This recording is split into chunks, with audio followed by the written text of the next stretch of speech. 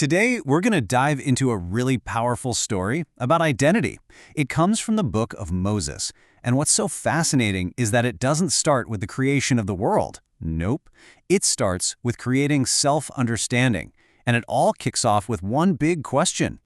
Seriously, just think about that for a second. Take away your name, your job, all the labels. At your absolute core, who are you? Well, this is the exact question the story of Moses just tackles head-on. And the answer it gives? It's pretty world-altering. Before Moses is a prophet, before he's a leader, before he's literally anything else, this is the very first thing God tells him. Behold, thou art my son. This one sentence, you guys, is the anchor for everything that's about to happen. It sets the stage for a massive revelation about what it even means to be human. So, what is this profound revelation all about? Well, this isn't just some casual chat. The place, the words, the whole experience, it's all designed to teach a really deep truth about the very nature of our existence. You know, the sequence here is what's so interesting. Before God shows Moses this huge cosmic vision of the world and everyone in it, he first makes sure Moses understands his own divine connection. The lesson seems pretty clear, right? You can't really begin to understand the universe until you understand who you are in it. And this is absolutely crucial. When God calls Moses, my son, it's not just a sweet, poetic metaphor. The source material presents this as an ontological reality. Now, that's a big word, but all it means is that this isn't just a nice title. It's about his fundamental state of being, his spiritual DNA, if you will. It's a statement of fact about what he is. Okay, so this powerful declaration of a divine identity, it immediately sets up a major conflict. Because as soon as God's presence leaves, another voice shows up. And this voice offers a totally different and way more limited definition of who Moses is. And right here, this is the whole conflict in a nutshell. On one side, you've got God's address, my son. It's a title of divine family, of potential. And on the other side, Satan's address, son of man. It sounds kind of similar, but oh man, it has a radically different meaning. It's designed to ground Moses purely in his mortal, earthly existence.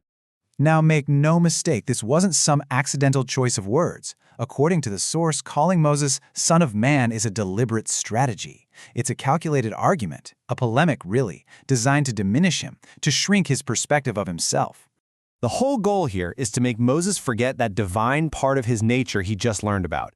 It's an attempt to completely flatten his identity, to convince him that he's nothing more than a biological creature, just dust from the earth. It's a direct attack on his divine potential. So how does Moses handle this?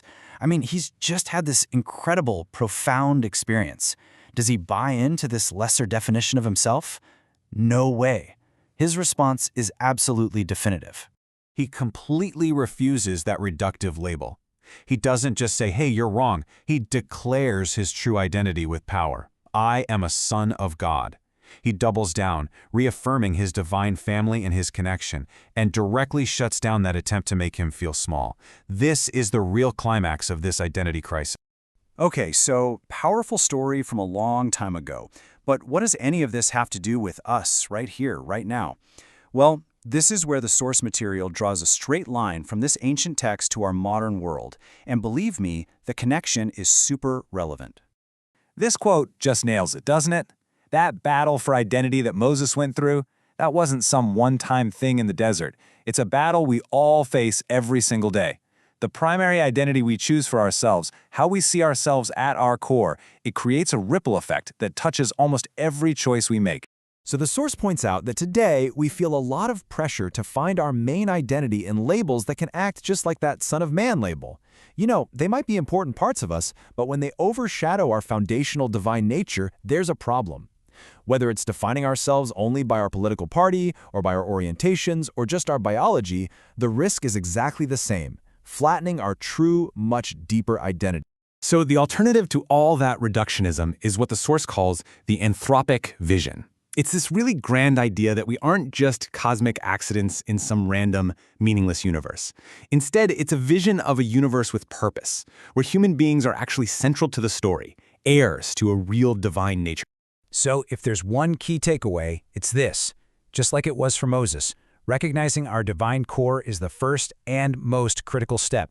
That's what gives us the power to push back against any idea, any voice, or any force that tries to reduce us, fracture our sense of self, or make us forget who we really are. And that brings us right back to that first big question. We live in a world that's just throwing labels at us, offering us a million little boxes to fit into. So which one do you choose as your foundation? What is that deep ontological reality that truly defines you, above everything else? That's the question Moses had to answer, and it's a question every single one of us has to answer for ourselves.